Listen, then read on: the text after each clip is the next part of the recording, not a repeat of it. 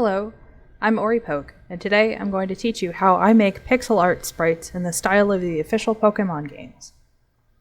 If you've got an original Pokémon idea or design, and you'd like to put it in a fan game, or if you simply want to see what it would look like alongside canon Pokémon, then making a sprite of it is a great way you can do that.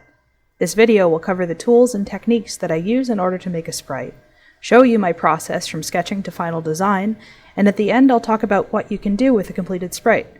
So without further ado, let's get started. Step 0. The design.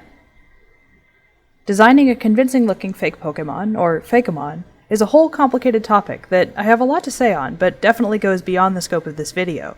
So for now, we're going to be making a sprite based on an existing Fakemon design.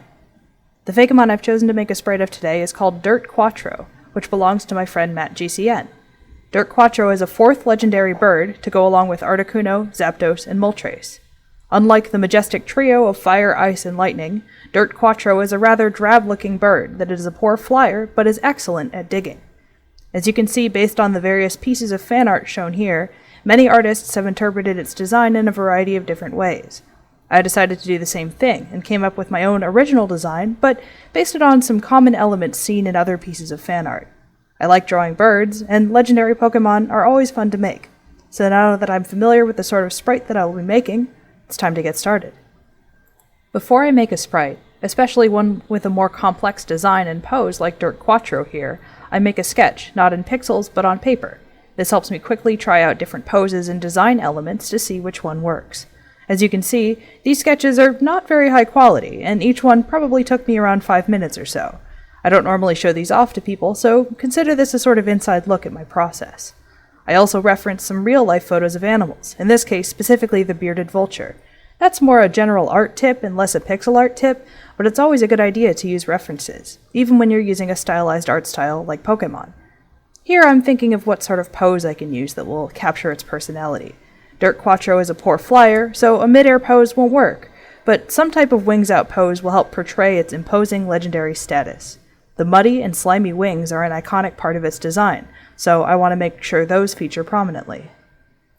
Step 1. Preparing the canvas. Now I'm ready to start making my sprite. The program I use to make pixel art is called GraphicsScale, which is free to download on PC and Mac. I've included a link in the video description. I recommend it since it's very simple, and you don't really need a lot of features or fancy tools in order to make high-quality pixel art. The most important things you will need are skill and patience. Pixel art can be very time-consuming, especially when you're just getting started. Some people who are just beginning might find it overwhelming to have to manually place every pixel by hand. At the same time, pixel art is a very forgiving medium, since you can make as many mistakes as you want, and you'll always be able to go back and change them until you're satisfied. You'll see here I'm working on a canvas that's 800 by 800 pixels wide. I've divided it up into smaller 96 by 96 squares using GraphicsScale's grid feature. I use this size because it's the sprite size limit in Pokémon Black and White, which are my favorite Pokémon games, both in terms of the quality of pixel art as well as just in general. I use a sort of gray-green color as my canvas backdrop, rather than white.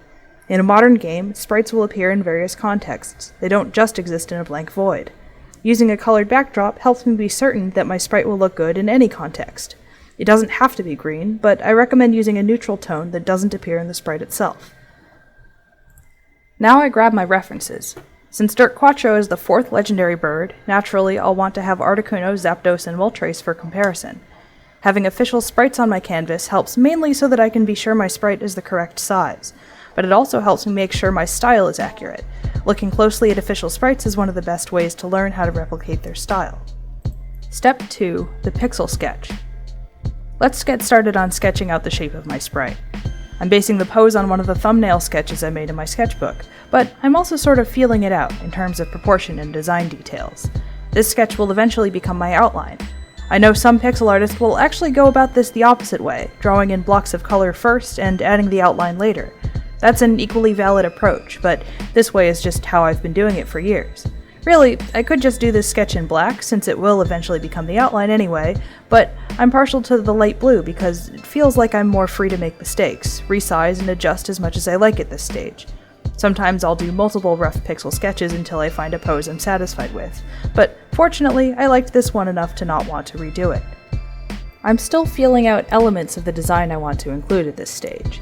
I knew I wanted to include the large, heavy-looking, jagged beak, the puffy neck feathers like a raven, and the rocky crest from some of the other artist versions. I also added the dew claws on the tips of its wings. I'm always partial to raptors and other prehistoric birds, so I'm glad whenever I can bring in elements of them to my designs. It was at this point I remembered that I actually hate spriting rocks. They're my least favorite things to render in pixels. But much like Dirt Quattro itself, I'd already dug myself a hole, so now I have no choice but to wallow in it. Step 3. The outline. Now that I've refined my sketch to the point where I can generally make out the details, I use the color replacer tool to convert the blue lines into black. Then I go in and clean up the pixels so that it has 1 pixel thick outline all throughout. This is probably the most time-consuming and some might say tedious part of making sprites, but I enjoy it as it's the point where the design really starts to take shape and begins looking like a proper sprite. I'm still making plenty of adjustments to the design at this stage, like adding rocks to the tops of the wings. At a certain point, I flip my canvas, and this instantly reveals all the ways in which my anatomy was super lopsided and awkward. I highly recommend you do this if you're doing any sort of digital art, not just pixel art. It's easy, and it makes it really clear which parts of your art are more asymmetrical than they ought to be.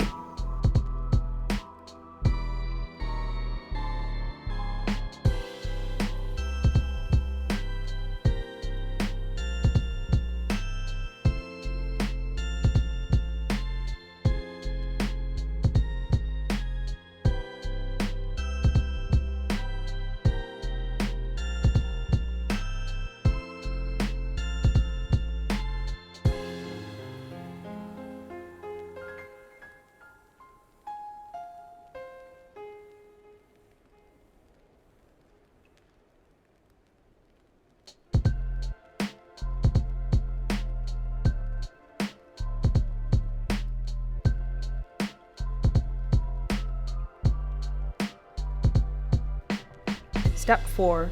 Color. Once my outlines are consistent all throughout and any gaps between them have been filled, it's time for me to pick my color scheme. If you're just getting started with making your own designs, choosing colors is a bit trickier than it looks. There's nothing wrong with using an eyedropper to pick colors from a reference image or sprite if you're using that. In my case, I prefer to mix my own colors. Dirt Quattro has 3 main colors, the muddy brown, a sandy yellow, and a bluish gray for the rocks on its head. I pick 2 to 3 shades in each color, making sure, as I do, that each shade has enough contrast that they look distinct, even when viewed at a distance. Using too little contrast will make your sprites look washed out. Too much contrast, and it will appear unrealistic and hard to look at. After filling in the flat colors, I go immediately into shading. Shading is a great way to define the shape of your sprite. All front-facing Pokémon sprites have a light source in the top left. Generally, the most prominent features of the Pokémon are highlighted, like its face, its legs, or its wings. Parts of the design that are less distinctive, such as the further leg, the second wing, and the tail, are mostly or completely in shadow. I also apply a texture here on the wings to really illustrate the way its feathers are covered in mud. The wavy lines I chose here are a reference to other Pokémon, like Muck. Borrowing visual language from other Pokémon designs is an excellent way to really sell that this is a Pokémon and not some other cartoon monster.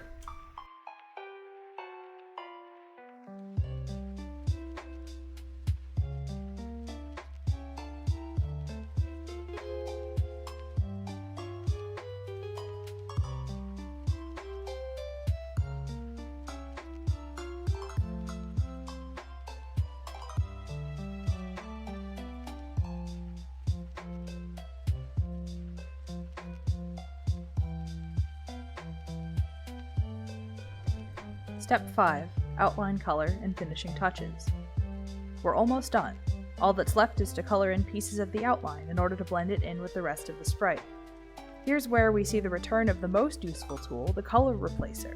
By selecting black as the background and dark brown as the foreground color, I can paint over only the black pixels, leaving the rest of the sprite intact. This saves a lot of time compared with doing this all pixel by pixel. I typically color in almost all of the interior outlines, leaving the exterior lines mostly black, with a few exceptions.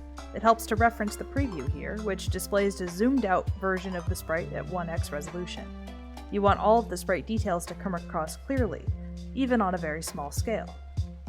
One final note about the eye. It's often said that eyes are the windows to the soul, and that's true in the case of Pokémon sprites too. Almost all Pokémon have distinct, striking eyes that say a lot about what sort of personality it has. If you're just getting started making Fakemon designs, and you want to make sure people see them as Pokémon, then paying special attention to giving them unique and expressive eyes is a good way to do that. Step 6. Done. Or are we? Just like that, the sprite is complete. For reference, recording this was just under an hour of spriting, and that's not including the time sketching beforehand. Obviously, simpler sprites will probably take less time, but pixel art is not a particularly fast art style, especially when starting out, so keep that in mind when you set your expectations. This is where you can call it quits if you're just making a sprite for the purposes of showing it off online. Of course, if we were making this for something like a fan game, this is only about halfway there. After all, this is just the front sprite. For a complete set of sprites, you're going to need a front sprite, back sprite, and mini icon, as well as perhaps overworld sprites, and animations if you're really going all out. I'm not going to cover those in this video, though they might be the topic of future videos if people are interested. Now I've shown you how I make Pokemon style pixel art. Hopefully this was informative, educational, or entertaining for you. Now go forth and sprite. The sky's the limit, unless you're a dirt bird, in which case he'd most likely prefer to remain on the ground. If you made it all the way to the end, hey, thanks. This is my first video on this channel, but I may do more on topics like designing Fakemon, advanced pixel art tips, and more. If you'd like to see more of that, it'd be great if you could like this video, leave a comment, and share it with your friends who might be interested in seeing that sort of thing. Thanks for watching, and I'll see you next time.